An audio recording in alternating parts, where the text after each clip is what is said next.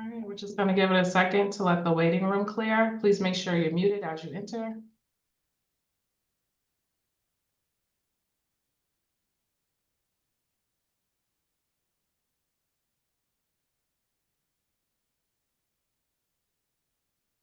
All right, we'll get started. Good afternoon. This is a hearing before the Boston Cannabis Board, the BCB. Today is May 22nd, 2024. Today's hearing is being conducted pursuant to certain temporary amendments to the open meeting law. That is what allows us to meet virtually. This hearing is being recorded and will be posted to the City of Boston's website. Before I review some procedural matters, I want to introduce Chairwoman Kathleen Joyce. Thank you, Jasmine. My name is Kathleen Joyce. I'm Chairwoman of the Boston Cannabis Board, and today I'm joined by Commissioner Lisa Holmes, Commissioner John Smith, Commissioner Gabriel Camacho, Commissioner Ramon Soto, and Commissioner Sonal Gandhi. Thank you, Chairwoman Joyce. My name is Jasmine Nguyen, and I am the Boston Cannabis Board Manager. We are also joined by Luke Santhouse, who is the Cannabis Licensing Specialist. While the public is encouraged to attend, there will be no additional public testimony accepted. I will read each item into the record as they appear on the agenda. We will then hear comments from the board members. I will then ask if there's a motion, if there's a question to the motion, and there will be a vote. Each board member has the ability to grant with conditions, defer, reject without prejudice, which means the applicant can return anytime with an application at the same location, or reject with prejudice, which means the applicant cannot reapply at the same location for 1 year. The first item is an amendment to an already approved establishment. The applicant is East Boston Local Roots LLC, DBA East Boston Cannabis Co. The license premise is 1006 Bennington Street, East Boston. The license type is a retail recreational cannabis dispensary license, and they have requested for a change of ownership interest. Do any of the board members have any questions about the change of ownership interest? Chairwoman Joyce, is there a motion? Yes, I make a motion to approve the changes that are requested. Is there a second? I second. All in favor? Aye. And none opposed.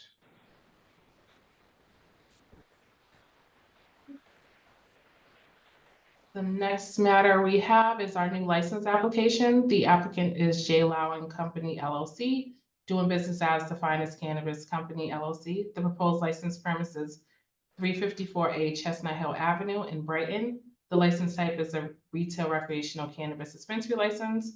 The hours of operation are Monday through Thursday, 10 a.m. to 9 p.m., Friday through Saturday, 10 a.m. to 10 p.m., and Sunday, 11 a.m. to 8 p.m. This is a non-equity applicant, and there is a buffer zone conflict. We will start with comments from the board. Chairwoman Joyce.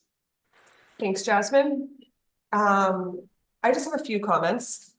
My position has not changed since the last time this applicant was before us. And again, my biggest concerns are the location. I did review the application in detail and filled out the evaluation criteria in my score sheet, but I was not able to get past what I see are the limitations with this location in this neighborhood. I know the other commissioners will have comments, but some of the other categories I really didn't think were in any way extraordinary or brought to the table something we haven't seen the last 2 times the applicant was before us. Those are my comments. Commissioner Camacho. Yes, my comment, I agree with the commissioner. And my comment is that I reread the entire proposal again, and I found the manner in which you would post jobs lacking in a lot of detail. And again, this neighborhood, you can find a lot of community organizations, a lot of civic organizations that you can actively recruit people from, but that wasn't even mentioned. So I found it disappointing. Thank you. Commissioner Holmes. I agree with my fellow commissioner as well as the chairwoman. Given the fact that this operator has come back to us again, I also really did not feel that there was anything that was done to overwhelmingly done to appease, not appease, but to make his application more viable to this board. The same concerns that we had before are still there. And I agree with my fellow commissioner that I just kind of felt that this application was sort of lackluster in its presentation of trying to get us to agree that this could be a good location. And I just don't think that they did that at all. Commissioner Soto? Yes.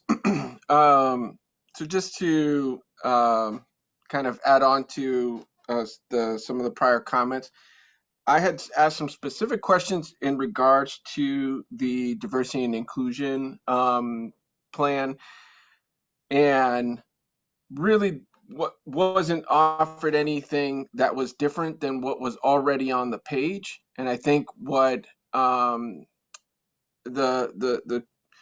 what I felt like was happening is like the staff are diverse, and so that currently are operating, that would then sort of have an ability to transition to the new business.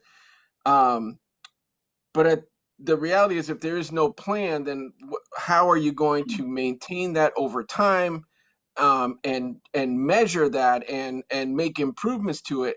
And that is not, it doesn't exist anywhere on the page. It's a lot of words and not a lot of substance.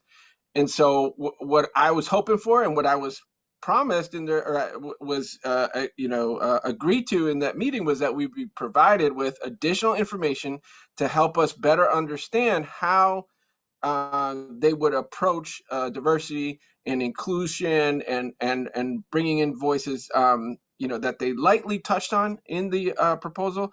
But I don't believe that was ever received. So I really am having to make a decision based on not a lot of information, which is unfortunate. Commissioner Smith? Yeah, thanks, Jasmine.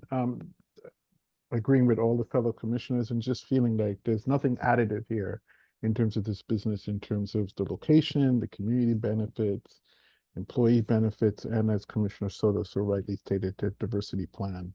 I think we had asked for more information. We did not receive it. So I don't feel like there's anything really additive about this business so that benefits this community. So thank you. Thank you. And Commissioner Gandhi?